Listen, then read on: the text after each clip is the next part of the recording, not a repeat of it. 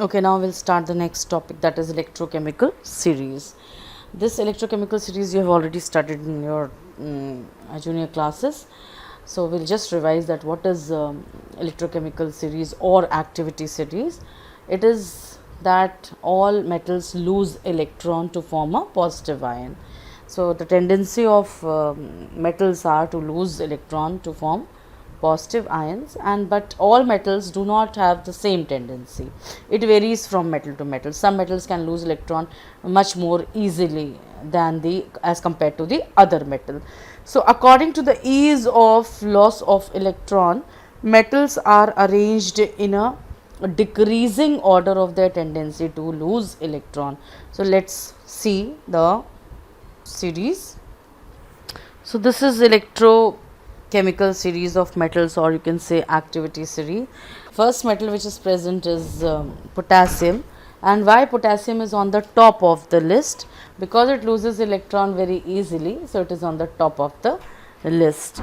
And same way sodium is also amongst the top metals. That means it is also having tendency to lose electron much more easily than any. Suppose I compare it with copper. So sodium has the tendency or ability to convert to sodium ion much more easily than copper ion or zinc ion or hydrogen ion. So that is why this is the series. So based on the ease with which atoms of metals get converted to its ion, this series is made. So that means on the top of the series, these metals can lose electron easily, but to gain electron it will be difficult for them because they love to lose electron. So tendency of gaining electron increases down the series. ये थोड़ा यहाँ पे समझना पड़ेगा. अगर ये concept समझ में आ गया तो बहुत अच्छे से ये समझ में आ जाएगा कि जैसे जैसे जैसे पोटेशियम है, पोटेशियम को बहुत अच्छा लगता है इलेक्ट्रॉन लूज़ करना, बहुत जल्दी से इलेक्ट्रॉन लूज़ करके वो पोटेशियम आयन बना देगा, दैट इज़ K+ आयन बना देगा. लेकिन अगर हम नीचे की तरफ जाएं तो to lose electron becomes difficult. यहाँ पे डिफ़िकल्ट हो रहा है, difficult to lose electron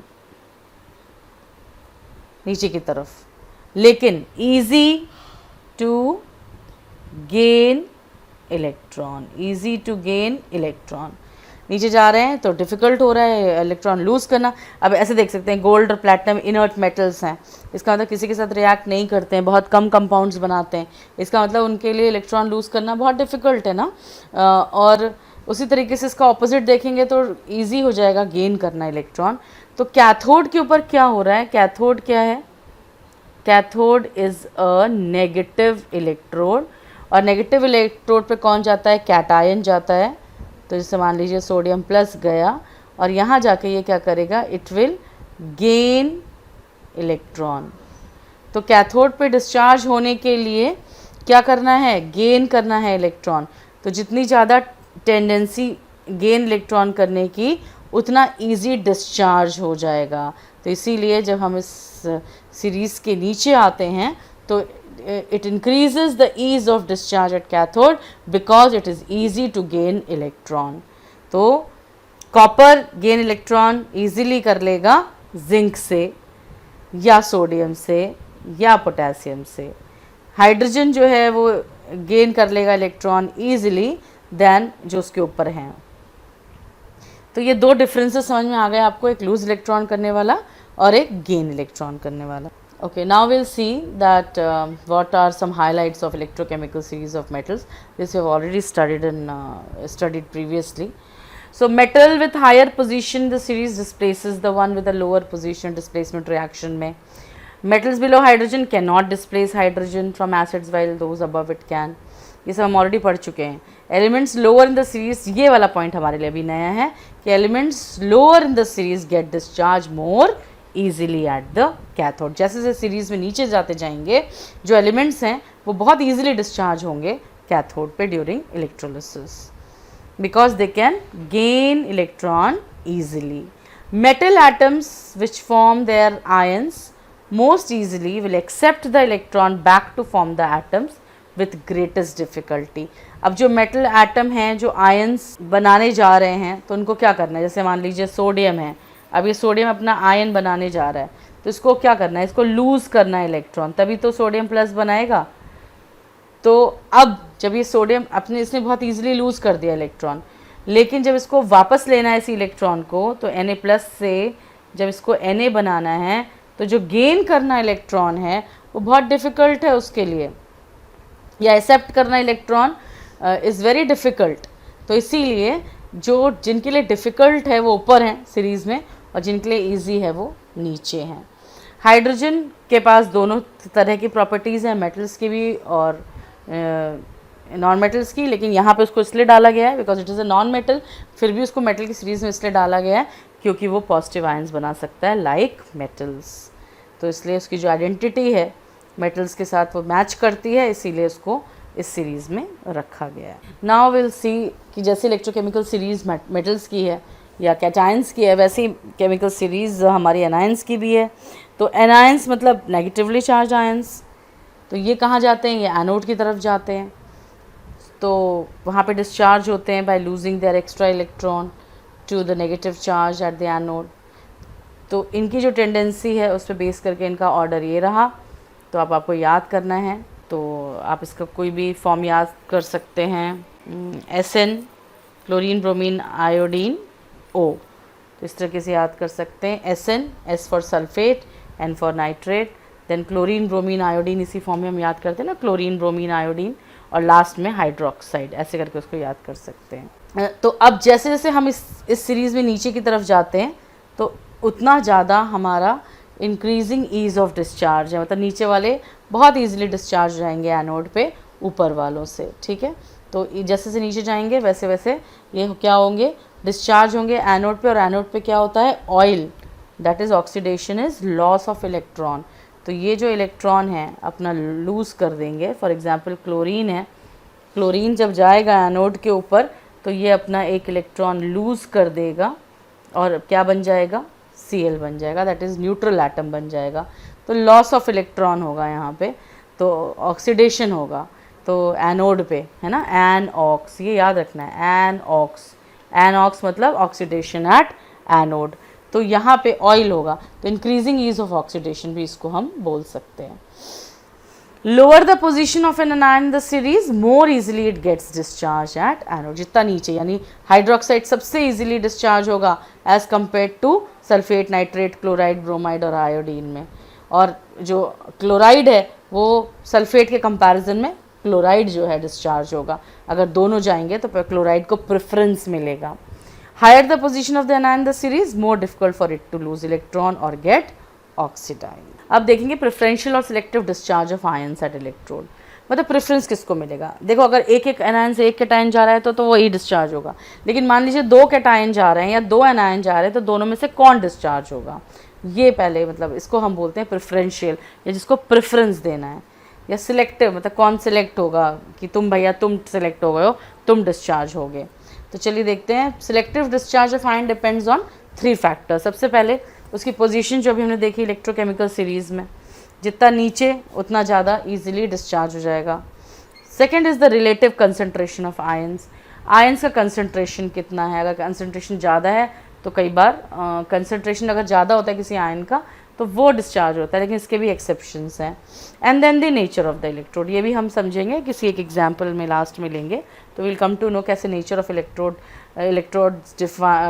decides the discharge. तो सबसे पहला पॉइंट हम क्लियर करते हैं, जो रिलेटिव पोजीशन ऑफ आयंस है।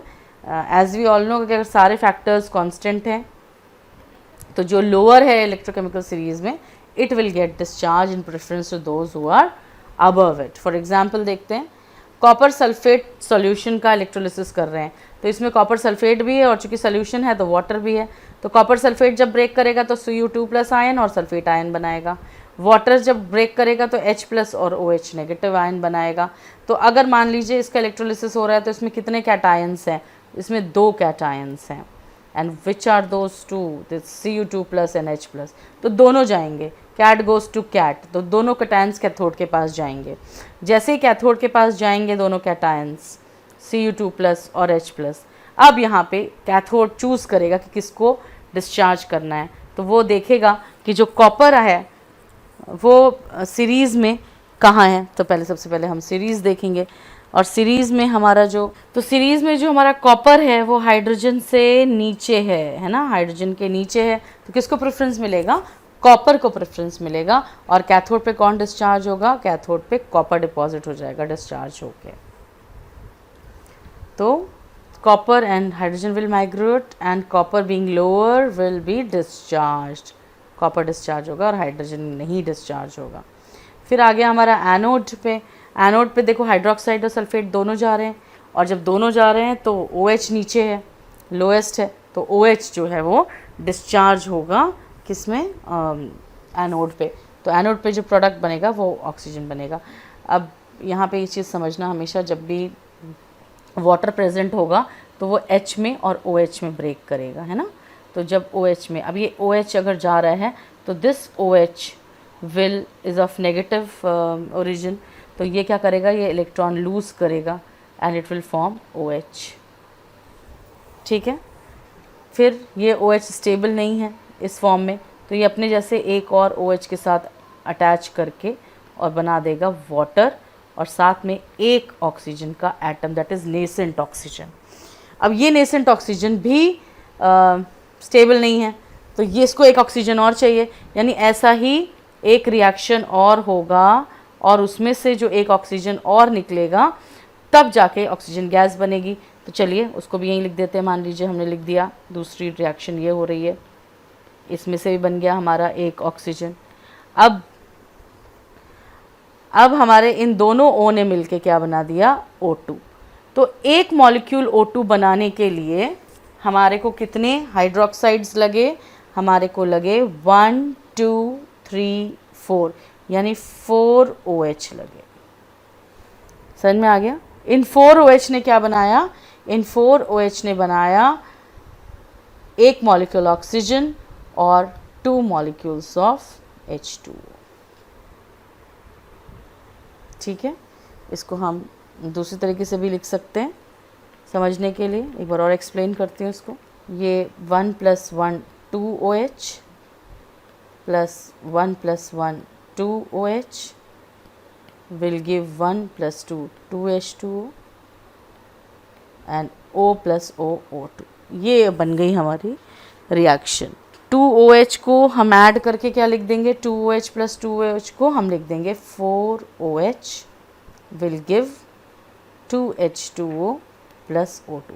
यहाँ बहुत इंपॉर्टेंट है क्योंकि ये आगे भी हमें काम आएगी कि किस तरीके से 4 हाइड्रोक्साइड आयंस लगते हैं, 4 हाइड्रोक्साइड आयंस लगते हैं एक मॉलिक्यूल ऑक्सीजन बनाने के लिए। तो इस तरीके से ऑक्सीजन गैस बनेगी, लेकिन कब बनेगी? जब 4 hydroxide ions will get discharged at anode. 4 hydroxide ion discharge होंगे एनोड पे, तब जाके एक मॉलिक्यूल ऑक्सीजन गैस का बनेगा।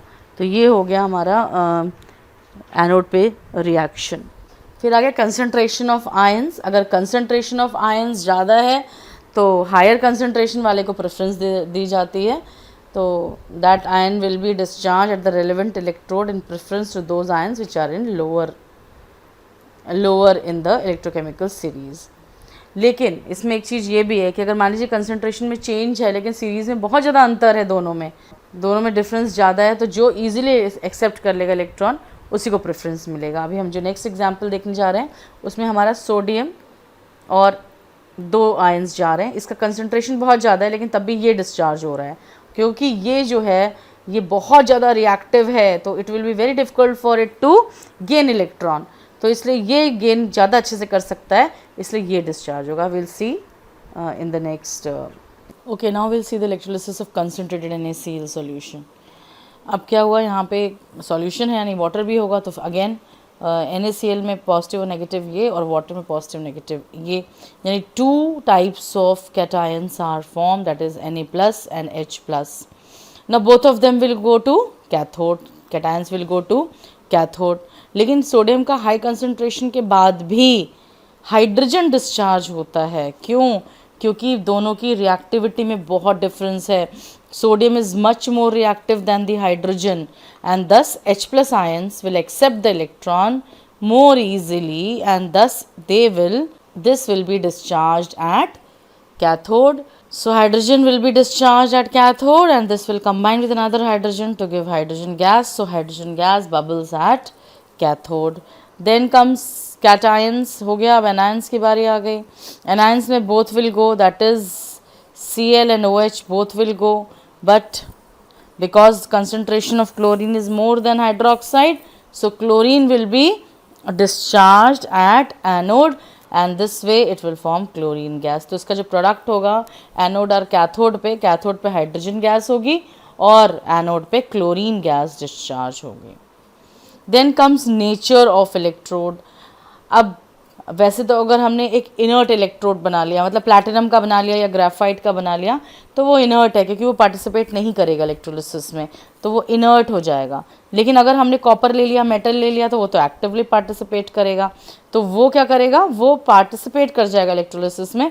तो nature of electrodes will play important role. Okay, so first example will see of electrolysis molten lead bromide. ये आपका मोल्टन लेड ब्रोमाइड है इसके अंदर. ठीक है, मोल्टन लेड ब्रोमाइड है, मतलब कि हमारे आयंस कौन कौन से होंगे, lead and bromine, Pb2+ and Br-. ये तो हमारे आयंस हो गए जो इसमें फॉर्म होंगे. अब हमने एनोड बना दिया. एनोड क्या है आपका, एनोड आपका किससे कनेक्टेड है, कैथोड. एनोड पॉजिटिव टर्मिनल है और कैथोड नेगेटिव टर्मिनल है, नेगेटिव से कनेक्टेड है. और जो क्रूसिबल लिया है हमने ये इनर्ट लिया है, यानी सिलिका का, तो सिलिका पार्टिसिपेट नहीं करेगा, इनर्ट है. तो क्रूसिबल जो है it is made up of silica, that is it is non conducting. दोनों कैथोड और एनोड ग्रेफाइट के बने हैं. Okay, both of them are from graphite. यानी हमने कैसा लिया है, इनएक्टिव इलेक्ट्रोड्स लिए हैं हमने, इनर्ट एंड. अब हमने जैसे ही यहाँ पे करंट को, कॉपर वायर्स को बैटरी से कनेक्ट किया, तो वैसे ही क्या हुआ, Pb2+ एंड Br- आयंस बन गए.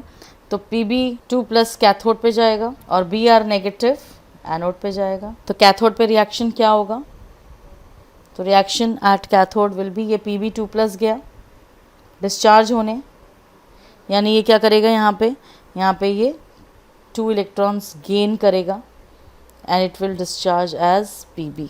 ठीक है, तो ये हो गया हमारा कैथोड पे रिएक्शन. फिर आ गया हमारा एनोड पे रिएक्शन. एनोड पे रिएक्शन क्या होगा, Br नेगेटिव गया और जाके उसने क्या किया, उसने अपना इलेक्ट्रॉन लूज कर दिया और डिस्चार्ज हो गया एज Br. तो इस तरीके से हमारा लेड और ब्रोमीन जो है वो हुआ. लेकिन ब्रोमीन इस फॉर्म में नहीं रहता है, थोड़ा ये भी ध्यान रखना है. तो ब्रोमीन विल Br2 होता है ना, ब्रोमीन, क्लोरीन भी Cl2 होता है, तो ये हमारा Br2. और हमारा रिएक्शन क्या होगा, टोटल ओवरऑल रिएक्शन होगा हमारा Br2 will give Pb + Br2. ये हमारा लिक्विड फॉर्म में था, ये हमारा सॉलिड फॉर्म में है और ये हमारा गैस है, ब्रोमीन गैस. तो ये हो गया हमारा रिएक्शन पार्ट. ऑब्जर्वेशन क्या रहेगा, क्योंकि ब्रोमीन गैस किस कलर की है, रेडिश ब्राउन कलर की है, तो आपका ऑब्जर्वेशन रहेगा कि एनोड पे आपको ब्रोमीन दिखाई देगा, यानी एनोड पे डार्क रेडिश ब्राउन फ्यूम्स दिखाई देंगे. और कैथोड पे चूँकि जो लेड है उसका कलर सिल्वर ग्रे है, सिल्वरी ग्रे, तो कैथोड पे आपको सिल्वरी ग्रे सॉलिड डिपॉजिट दिखाई देगा. तो ये आपका कैथोड है और ये आपका एनोड है. तो एनोड पे ब्रोमीन गैस और कैथोड पे silvery grey metal lead is formed. अब हम देखेंगे कि हमने यहाँ पे सिलिका का क्रूसिबल क्यों लिया, what is the reason for silica. Because silica is non reactive, hence the electrolytic cell is made up of silica so that it can withstand high temperature and non-conductor of electricity. Why graphite on anode is taken here? Why graphite anode is preferred? Because if we take another inert electrode such as platinum, तो वो क्या होगा, वो करोड हो जाएगा reactive bromine vapors से, इसलिए हम graphite का एनोड हमने यहाँ पे यूज़ किया है. So we have taken graphite so that it remains unaffected by the reactive bromine vapors. Let's see second example, electrolysis of acidified water using platinum electrode. Acidified water का मतलब होता है water plus dilute sulfuric acid, dilute sulfuric acid. तो acidified water लिया है हमने, यानी water के साथ हमने डाइल्यूट सल्फ्यूरिक एसिड डाला है। And why we have added dilute sulphuric acid, because it is non volatile. जबकि अगर हम और कोई एसिड लेते हैं, नाइट्रिक एसिड या हाइड्रोक्लोरिक एसिड, तो वो कैसे एसिड होते हैं, वो वोलेटाइल एसिड होते हैं। इसीलिए HCl और HNO3, so we have not taken HCl and HNO3 because they are volatile acid, so they are not preferred. We prefer H2SO4 because it is non volatile acid. So HCl and HNO3 will not be use because they are volatile acids. ये हम आगे पढ़ेंगे study of compounds में। Electrode हमने कौन सा use किया, हमने प्लैटिनम फॉइल्स यूज़ करी हैं जो कि इनर्ट हैं, और इनको कॉपर वायर से कनेक्ट किया है। ये हमारा प्लैटिनम है यहाँ पे, और इनको हमने कनेक्ट करा है कॉपर वायर से, ठीक है, कॉपर वायर से। प्लैटिनम हमने इसलिए यूज़ किया क्योंकि वो इनर्ट है। Now water in pure state is consist of molecules only because it is a polar covalent compound and can form ions। तो अगर हमें उसमें ions बनाने हैं वाटर में, तो हम क्या ऐड करेंगे, we will add little bit of sulfuric acid। क्या फंक्शन है सल्फ्यूरिक एसिड का जो हमने यहाँ पे ये ऐड किया है, तो याद रखेंगे कि sulphuric acid catalyses this ionisation, इस आयनाइजेशन को स्पीड अप करता है। वाटर को हम आयनाइज कर सकते हैं क्योंकि वो पोलर कोवेलेंट कंपाउंड है, और उसको आयनाइज करने के लिए हमें क्या डालना पड़ेगा उसमें, डाइल्यूट सल्फ्यूरिक एसिड, जो कि will act as a catalyst for this ionisation. और इसीलिए ये जो एग्जाम्पल है हमारा इलेक्ट्रोलिसिस ऑफ एसिडिफाइड वाटर, ये एक कैटलिसिस का भी एग्जाम्पल है। यहाँ पे अगर आप लिख देते हैं कि sulphuric acid is used as catalyst to initiate the process of ionisation, तो भी यहाँ पे ये सही है। जो हमने अपैरेटस यूज़ किया इसको हम हॉफमैन वोल्टामीटर बोलते हैं। सबसे पहले जैसे ही बैटरी DC सप्लाई से कनेक्ट करते हैं हम, तो आयंस फॉर्म होते हैं, और वो आयंस क्या होते हैं, H2O से हमारे आयंस जो फॉर्म होंगे वो होगा हमारा H plus and OH negative. ये जो और H2SO4 से क्या फॉर्म होंगे, H प्लस। ये हो गए हमारे आयंस फॉर्मेशन। तो ये हैं हमारे आयंस जो कि फॉर्म्ड हैं। आयंस 3 ही हैं इसमें, H प्लस है, OH नेगेटिव और SO4, यानी 3 आयंस हैं। एक कैटायन है H प्लस, तो कहाँ पे H प्लस डिस्चार्ज होगा, कैथोड पे। तो रिएक्शन एट कैथोड क्या होगा हमारा, हाइड्रोजन प्लस आयन गया और जाके उसने क्या कर लिया, उसने गेन ऑफ इलेक्ट्रॉन हुआ कहाँ पे, कैथोड पे, और वो डिस्चार्ज हो गया एज H। ये H स्टेबल नहीं है, तो this will attach with another H to form hydrogen gas. So this hydrogen gas will be formed at cathode, यानी कि कैथोड कौन सा टर्मिनल है, नेगेटिव वाला, ये वाला, ओके नेगेटिव। देखो ये नेगेटिव से कनेक्टेड है ना ये वाला, तो ये आपका कैथोड हो गया, और ये आपका पॉजिटिव टर्मिनल से कनेक्टेड है, तो ये आपका एनोड हो गया। तो हाइड्रोजन गैस कहाँ बनी, कैथोड पे बनी। तो cat goes to cat, cations goes to cathode, और वहाँ पे वो डिस्चार्ज हो जाएगा इलेक्ट्रॉन गेन करके। गेन करेगा इलेक्ट्रॉन यानी RIG, that is reduction is gain of electron. तो रिडक्शन होगा कहाँ पे, कैथोड पे, रेड। ये तो हो गया हमारा रिडक्शन रिएक्शन एट कैथोड। अब हम देखते हैं हमारा रिएक्शन एट एनोड क्या होगा। एनोड पे 2 जा रहे हैं सल्फेट एंड हाइड्रोक्साइड आयंस, तो यानी कि सेलेक्टिव डिस्चार्ज होगा यहाँ पे। Sulphate ions will migrate and hydroxide ion will migrate to anode. OH जो है लोअर है ना सीरीज में, तो OH जो है वो डिस्चार्ज होगा कहाँ पे, प्रेफरेबली डिस्चार्ज होगा OH। और ये जो OH है किस तरह से जाएगा, ये OH गया एनोड की तरफ, इसने वहाँ पे गेन करा इलेक्ट्रॉन, और गेन करके क्या बना दिया, OH बना दिया। ये OH जो है वो स्टेबल नहीं है, तो क्या होगा, OH अपने ही OH के साथ कंबाइन करेगा एक अपने जैसे के साथ, और क्या बना देगा, वाटर बनाएगा, और प्लस क्या बनाएगा, प्लस एक नेसेंट ऑक्सीजन बनाएगा। ये ऑक्सीजन ऐसे ही किसी और के साथ कंबाइन करेगी और बना देगी ऑक्सीजन गैस। तो अल्टीमेटली एनोड पे हमारे क्या बनेगा, एनोड पे हमारे ऑक्सीजन गैस बन जाएगी, O2 बन जाएगी। तो ये हो गया हमारा reaction at anode. Now what is happening to the sulfate ions here? As you know, sulfate ions are also migrating towards the anode। ये एनोड है आपका, और ये आपका कैथोड है। तो चूँकि सल्फेट आयंस नेगेटिवली चार्ज हैं तो पॉजिटिव की तरफ अट्रैक्ट होंगे, तो यहाँ पे आ जाएंगे बहुत सल्फेट आयंस, और यहाँ पे ही आ रहे हैं आपके हाइड्रोक्साइड आयंस, दोनों आ रहे हैं। ये तो डिस्चार्ज हो जा रहा है, लेकिन सल्फेट आयंस यहीं पे कलेक्ट होते जा रहे हैं। तो सल्फेट आयन का जो कंसंट्रेशन है ऑन एनोड ये बढ़ता जा रहा है, ठीक है, इट इंक्रीजेज। लेकिन H प्लस आयन का कंसंट्रेशन भी ऑलमोस्ट बहुत है यहाँ पे, क्योंकि बहुत सारा वाटर है, चारों तरफ H प्लस आयन्स ही हैं। वाटर से भी मिल रहा है H प्लस आयन, और एसिड से भी मिल रहा है H plus ion, sulphuric acid से भी। तो जब जैसे ही ये सल्फेट आयन यहाँ एनोड पे इकट्ठा होता है, ये H प्लस आयन आके वहाँ पे H2SO4 बना देता है। तो अब यहाँ पे क्या हो रहा है, concentration of H2SO4 sulphuric acid is more on anode and less on cathode. ये क्वेश्चन आता है एग्जाम में, why concentration of sulphuric acid in electrolysis of water is less on cathode और मोर ऑन एनोड। तो आपको बताना है कि because sulphate ions also migrate towards the anode, so the concentration of sulphate ions will be more towards the anode and H plus ions are there, जिसका concentration है already बहुत सारा यहाँ पे। तो इसकी वजह से क्या होगा, H2SO4 का जो कंसंट्रेशन है वो इंक्रीज करेगा एनोड पे, लेकिन it will decrease towards cathode. और चूँकि डिस्चार्ज हो रहा है, OH माइनस का फॉर्मेशन हो रहा है, तो टोटल आयनिक इक्विलिब्रियम जो है डिस्टर्ब हो रहा है, इसलिए वाटर जल्दी जल्दी ब्रेक डाउन करके OH बनाता जा रहा है, फर्निश करता जा रहा है, और ज़्यादा वाटर को आयनाइज कर रहा है, और ज़्यादा excess H plus ions are produced. तो SO4 आयंस जो है उनका कंसंट्रेशन इंक्रीज कर जाता है एनोड पे। तो ये सबको समझ में आ गया होगा कि why sulphuric acid's concentration is more on anode. लेकिन टोटल याद रखिएगा कि टोटल जो इक्विलिब्रियम पे ही है, मतलब total acidity of the anode and cathode is unaffected and overall reaction is या ओवरऑल कंसंट्रेशन इज इक्वल। सिर्फ हम थोड़ा सा यहाँ पे देख रहे हैं कि कहाँ पे इंक्रीज़ हो रही है एसिडिटी, कहाँ पे डिक्रीज़ हो रही है।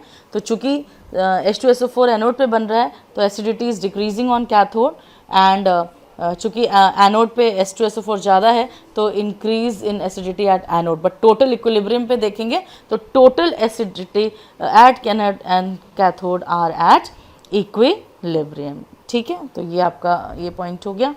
अब हम देखते हैं कि कैसे हमारा रेशियो क्या बना है, हमारा वाटर हाइड्रोजन और ऑक्सीजन का रेशियो क्या है। तो हमारा वाटर से बन रहा है H2 और बन रहा है O2, लेकिन ये बैलेंस नहीं है, इसको बैलेंस करेंगे तो हमारा 2:1 का रेशियो बन रहा है। अब ये 2:1 का रेशियो क्यों बन रहा है ये हम देखते हैं। ये हमें पता चल गया कि हाइड्रोजन जो है उसका रेशियो 2 है और ऑक्सीजन का 1 है। इसी रिएक्शन पे आ जाते हैं। यहाँ पे आपने देखा कि एक हाइड्रोक्साइड आयन जो है वो फॉर्म करेगा दूसरे हाइड्रोक्साइड आयन के साथ और वाटर बनाएगा और एक नेसेंट ऑक्सीजन।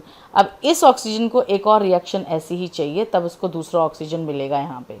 तो यानी ये हो गया कि इसको हम रिएक्शन 1 लिख लें और इसको हम रिएक्शन 2 लिख लें। तो ये दोनों कंबाइन करके क्या बनाएंगे, O2 बनाएंगे। तो अब इसको और इसको ऐड करके लिख देते हैं हम इस रिएक्शन को। तो हमारा हो जाएगा, इस रिएक्शन को जैसे हम ऐड करेंगे 2OH plus 2OH will give 2H2O plus O2। तो ये आ गई हमारी कॉम्बिनेशन ऑफ OH वाला रिएक्शन आ गया। तो अब इस रिएक्शन को देखने के बाद हमें क्या समझ में आया कि अगर हमें एक मॉलिक्यूल ऑफ ऑक्सीजन अगर बनाना है, that is 1 molecule of oxygen अगर हमें एनोड पे रिलीज़ करनी है तो कितने इलेक्ट्रॉन हमें रिलीज़ करने पड़ेंगे, ठीक है। तो यहाँ पे देख लेंगे कितने OH आयंस, 4 OH। तो 4 OH आयन डिस्चार्ज होंगे तब जाके एक molecule of oxygen will be made. तो 4 OH आयंस कितने electrons, 4 electron, because 1 OH ion 1 electron. So 4 OH ion 4 electron को रिलीज करेगा, लॉस करेगा, लूज़ करेगा। जैसे हम इसको इस तरह से लिख लेते हैं कि एक OH will lose 1 electron to become OH, then 2, तो इस तरह से 4 OH will lose 4 electrons। तो 4 OH will lose 4 electrons। तो 1 मॉलिक्यूल ऑफ ऑक्सीजन को बनाने में 4 इलेक्ट्रॉन्स रिलीज़ होते हैं और चूँकि मैंने बताया था कि जितने आर्हेनियस की थ्योरी क्या कहती है, जितने इलेक्ट्रॉन यहाँ पे लूज़ होंगे उतने ही इलेक्ट्रॉन वहाँ गेन होंगे। वहाँ गेन करने वाला कौन है? हाइड्रोजन।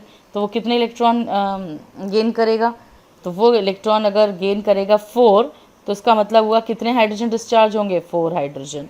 और इस तरीके से हमारी हाइड्रोजन गैस बन जाएगी 2H2O। तो एक्चुअली में इसको ऐसे समझ लीजिए कि because one molecule of oxygen will require release 4 electron, तो उस 4 इलेक्ट्रॉन को बैलेंस करने के लिए the formation of hydrogen will be 2H2। इसको फिर से एक बार अच्छे से समझेंगे फिर से कि हमने क्या करा, हमने OH बनाया, OH से हमारा बना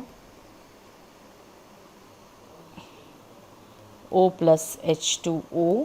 इस O को एक और चाहिए, यानी ऐसे ही इसको 2 कर लेंगे तब ये 2 बनेगा। ये हो गया हमारा।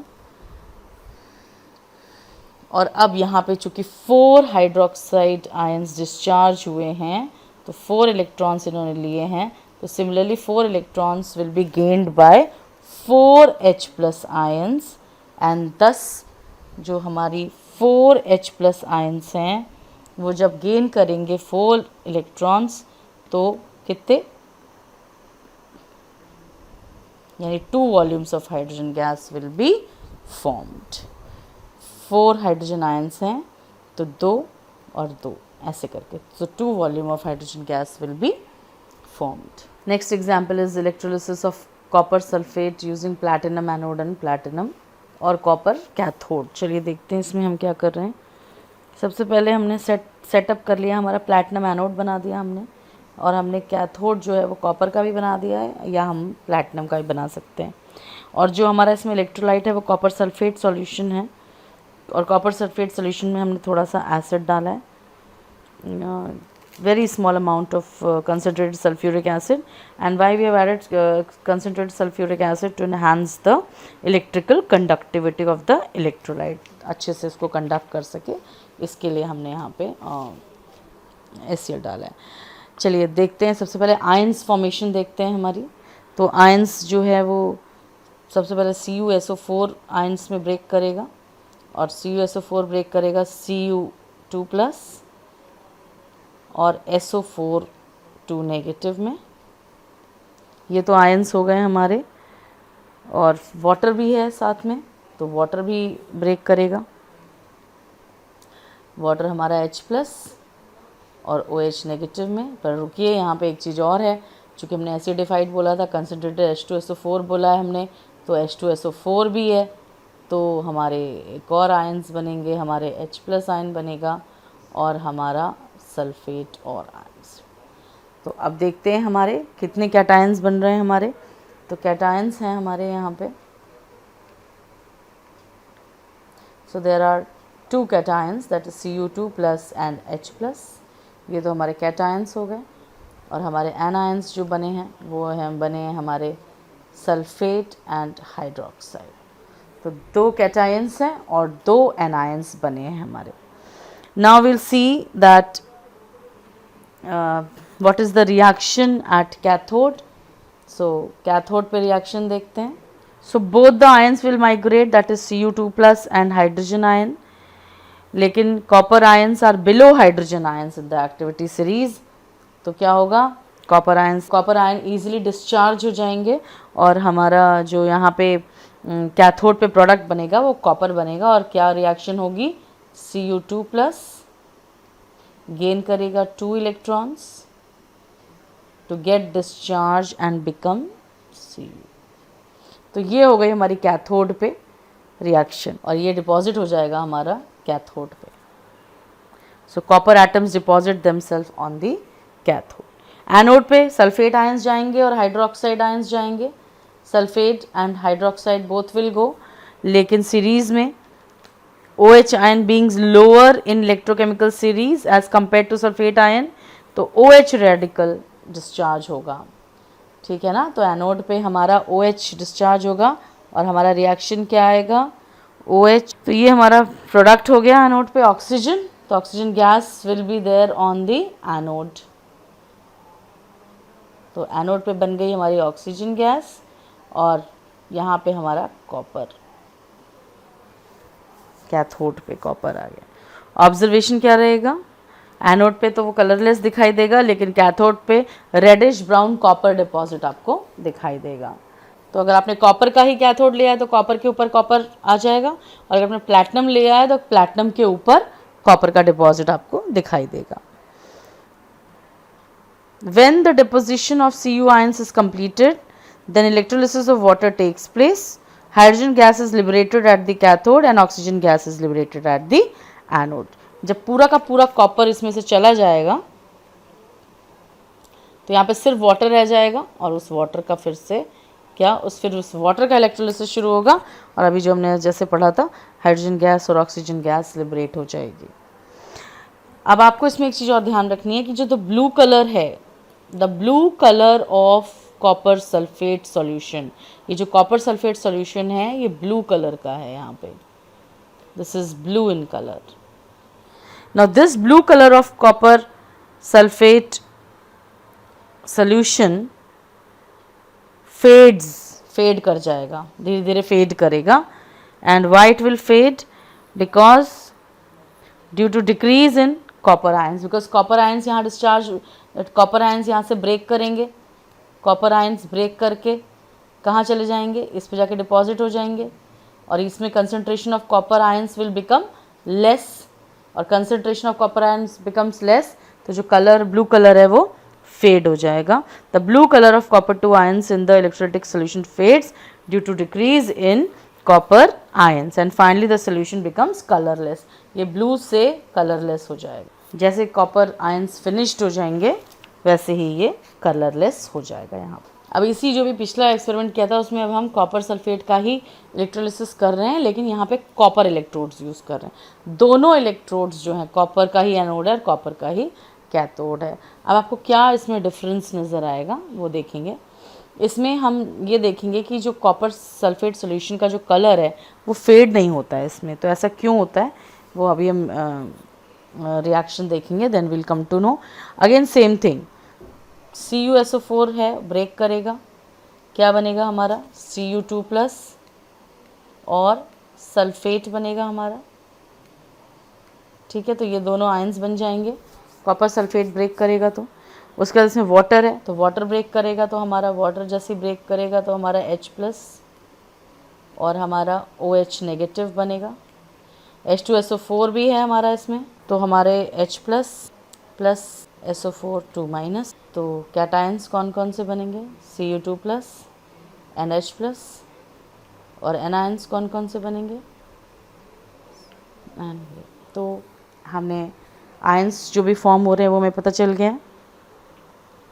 अब देखेंगे एनोड पे क्या रिएक्शन हो रहा है। एनोड के ऊपर जो कि एक पॉजिटिव टर्मिनल है उसके ऊपर हमारे एनोड के ऊपर 2 जाएंगे, that is sulphate and hydroxide, और हाइड्रोक्साइड चूँकि लोअर है सीरीज़ में तो वो डिस्चार्ज होना चाहिए उस पर, लेकिन यहाँ पे नेचर ऑफ एनोड वर्क करेगा। नेचर ऑफ एनोड क्या है, चूँकि कॉपर एनोड है तो उसकी वजह से क्या होगा, जैसे ही दोनों जाएंगे सल्फेट और हाइड्रोक्साइड तो दोनों में से कोई भी डिस्चार्ज नहीं होगा, क्योंकि जो इलेक्ट्रोड है वो एक्टिव इलेक्ट्रोड है और उसकी वजह से खुद आयनाइज कर जाएगा। ये यहाँ से खुद आयनाइज करके और ये क्या देने लगेगा Cu2+ आयंस देने लगेगा। तो anode will start losing its copper ions and they will go in the electrolyte। और कैथोड पे जो रिएक्शन था वो बिल्कुल सेम था जो हो रहा था, Cu2+ and H+ will go and Cu will deposit at cathode.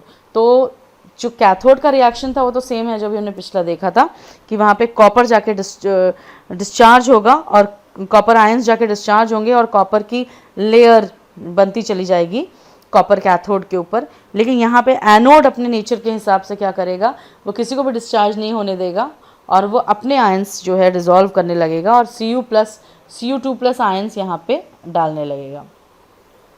अब चूंकि ये Cu2+ आयंस ख़त्म ही नहीं हो रहे हैं क्योंकि एनोड डिज़ोल्व होता जा रहा है, तो जो ब्लू कलर है सोल्यूशन का वो वैसे का वैसे ही रहेगा अनचेंज्ड, जब तक कि पूरा का पूरा कॉपर इलेक्ट्रोड ख़त्म नहीं हो जाएगा, मतलब एनोड पूरा का पूरा ख़त्म नहीं हो जाएगा।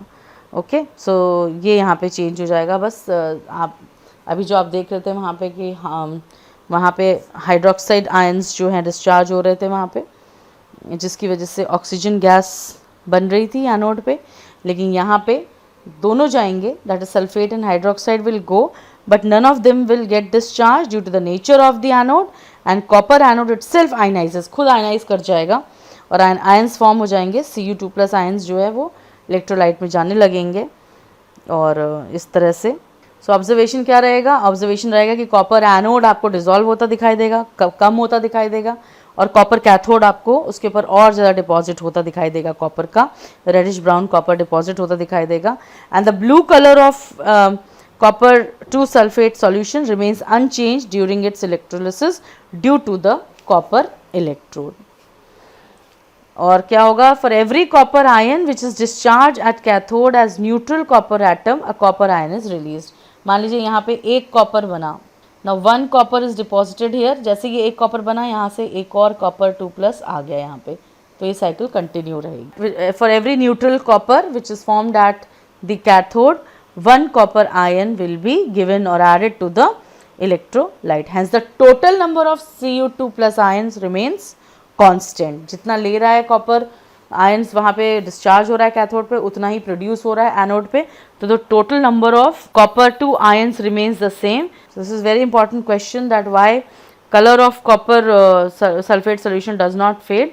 So this is the answer, that for every copper ion which is discharged at the cathode, 1 copper ion is produced at the anode, hence the total number of copper ions remains the same in the solution, therefore the blue color does not fade. Cathode thick पे thick होता जाएगा और anode thin पे thin होता जाएगा, because it keeps on dissolving. Now H+ ions and SO4 ions and OH ions do not take part in the electrolytic reaction and therefore they are known as spectators ion. आपको बहुत समझना, एक नया term आया है कि ऐसे ions जो पार्टिसिपेट नहीं करते हैं रिएक्शन में या इलेक्ट्रोलिसिस में, उनको हम स्पेक्टेटर आयन कहते हैं। अब यहाँ पे क्या हुआ? यहाँ पे ये लोग तो जो सल्फेट आयन है, ये सल्फेट आयन, ये कुछ नहीं हो रहा है, इसका कहीं डिस्चार्ज नहीं हो रहा है। ये OH- आयन कहीं डिस्चार्ज नहीं हो पा रहा है बेचारा ये। तो ये जो दोनों आयंस हैं और H+ आयन, इसका भी कुछ नहीं हो रहा है। तो ये तीनों आयंस जो है पार्टिसिपेट नहीं कर रहे हैं इलेक्ट्रोलिसिस में, क्योंकि ये डिस्चार्ज नहीं हो रहे हैं, कहीं इनका कुछ नहीं हो पा रहा है, they are not taking part in the electrolytic reaction. ये सिर्फ इसको देख रहे हैं, बस दे आर जस्ट वॉचिंग, बैठ के आराम से बेचारे देख रहे हैं कि क्या हो रहा है, कॉपर इधर से जा रहा है, उधर से जा रहा है, उधर से जा रहा है, तो बस यही हो रहा है कि कॉपर का ही खेल चल रहा है। उधर से कॉपर एनोड से आता जा रहा है और इधर कैथोड पे चढ़ता जा रहा है, तो ये बेचारे सिर्फ देख रहे हैं बैठ के। तो इनको हम कौन से आयंस बोलेंगे? इनको हम बोलेंगे spectators ions. Spectator ions means those who are just watching, sitting and watching, spectators हैं।